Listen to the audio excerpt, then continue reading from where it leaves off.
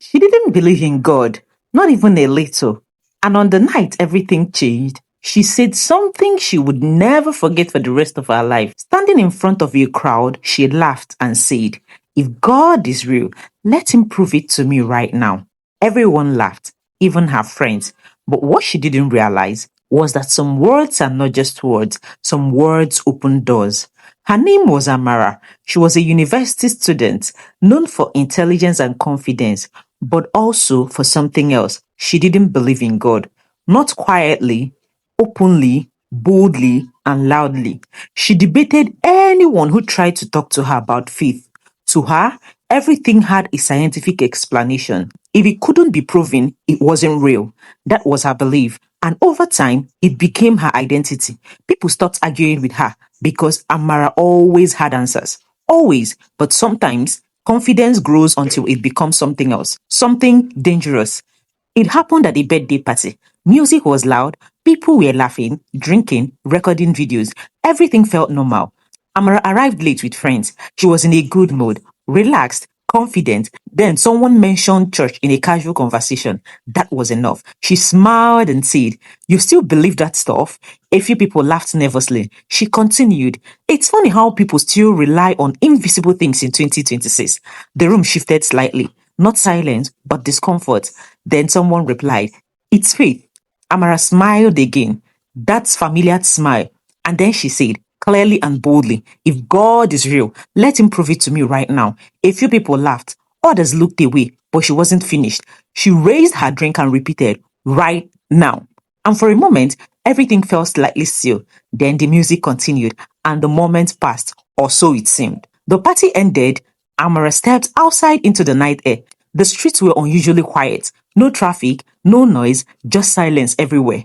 She started walking home alone. At first, she enjoyed it, but slowly, the silence started feeling heavy, like something was watching without being seen. She checked her phone. Battery was dropping unusually fast, from 48% to 20% to 5%. She frowned. This phone is useless. Then she felt it, that feeling, like someone was behind her. She then turned, and there was nothing. But the feeling didn't leave. When she reached home, her gate was slightly open. She paused for a while, then shook her head. "I'm just tired," she said. She went inside, locked the door, and tried to forget everything. Inside her room, everything felt normal, but not right. Her mirror had a faint fog, even though the room wasn't cold.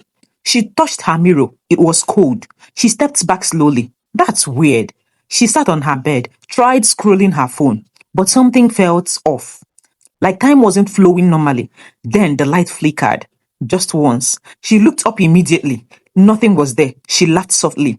"I need sleep," she said. She laid down, closed her eyes, but sleep didn't come easily. Because silence was no longer silent. It was so loud. It was 3:07 a.m. Her eyes opened instantly. The room felt colder, heavier. She sat up slowly. Then there was a knock. From inside the house. Not outside. Inside her house. Her body froze. Another knock. Closer, she whispered, "Hello." There was no answer. Then footsteps, slow, passing her door. She didn't move. She didn't breathe properly. She reached for her phone. It was dead. There was no signal. And then her door cracked open slightly. She didn't scream, not yet, because fear hadn't fully formed. Then a whisper came, soft and close. "Amara." Her entire body froze. She covered her mouth. Who? Who is there? No answer.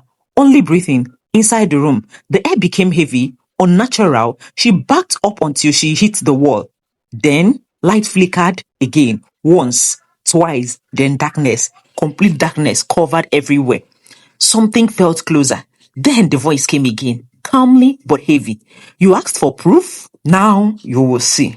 The door slammed shut violently. Morning came, but Amara felt different. Not rested, not calm, but disconnected. Her mother found her shaking and unresponsive. Doctors found nothing physically wrong, but mentally, she was not the same. She refused to speak for hours. When she finally spoke up, her voice was broken. "Don't joke about what you do not understand." Then she cried without stopping. That night, she refused to sleep. Her mother stayed with her, lights on, room filled with silence. But at exactly 3:07 a.m., it happened again. The same time, the same stillness. Amara immediately sat up, but this time something was different. No fear rushed in first. Instead, it was silence, then warmth, then soft and unexplainable feeling. The room lights didn't flicker, it steadied. That night, she refused to sleep. Her mother stayed with her. Lights were on. The room was filled with silence. But at exactly 3:07 a.m., it happened again. The same time, the same stillness. Amara immediately sat up. But this time, something was different. No fear rushed in first. Instead, it was silence, then warmth, then a very soft, unexplainable feeling. The room light didn't flicker. It was very steady. And then she had it again. Her name, Amara. But this time, it didn't feel like fear. It felt like recognition, like something had always known her. Tears filled her eyes instantly, and she whispered, "I can't do this anymore." Her mother watched in shock because Amara was not reacting like before. She wasn't terrified, she was overwhelmed. Then she fell to her knees. Right there and then, she cried. It was the presence of God overwhelming her.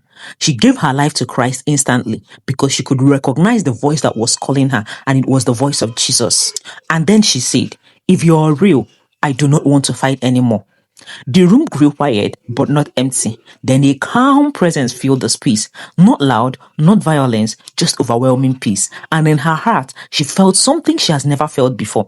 Not fear, not confusion, but truth. And she whispered, trembling, "I believe." And at that moment, the heaviness she felt for days lifted. Like something had stepped back, not because it was gone, but because it had been revealed. Amara broke completely, not in fear, but in surrender. She kept whispering, "I don't understand this, but Lord, I give myself to you. I don't know, but Lord, I am sorry." And for the first time, there was peace in the room. Real peace.